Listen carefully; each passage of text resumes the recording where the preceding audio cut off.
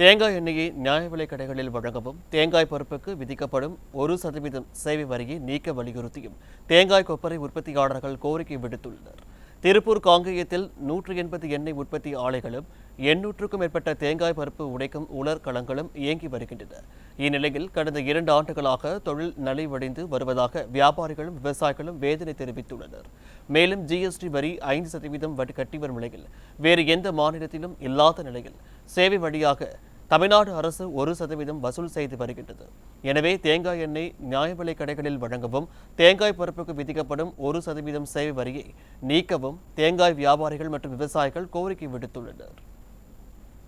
மிக தெளிவாக அனைத்து மக்களுக்கும் சென்றடையும் வகையில் எடுத்து கூறி ரேஷன் கடையில் பாமாயில் கூட தேங்காய் கொடுத்தா கண்டிப்பாக நல்லா இருக்குங்கிறது எங்களுடைய தாழ்மையான கோரிக்கை. கேரளாவில் சேவை வரிங்கிற மார்க்கெட் கமிட்டி செஸ்ங்கிறது கிடையாது. ஆனால் நம்ம தமிழகத்தில் மார்க்கெட் கமிட்டி செஸ்ங்கிறது 1% இருக்கிறது. இதனால் நாங்கள் அந்த அண்டை மாநிலமான பக்கத்து மாநிலங்களோட போட்டி போட்டு எங்களால் வியாபாரம் பண்ண முடியாமல் இடைத்தரகர்களும் ஆட்சியாளர்களும் அதிகாரிகளுமே இதில் பயனாளிகளாக இருக்கின்றார்கள். விவசாயிகள் பயனாளிகளாக இல்லை.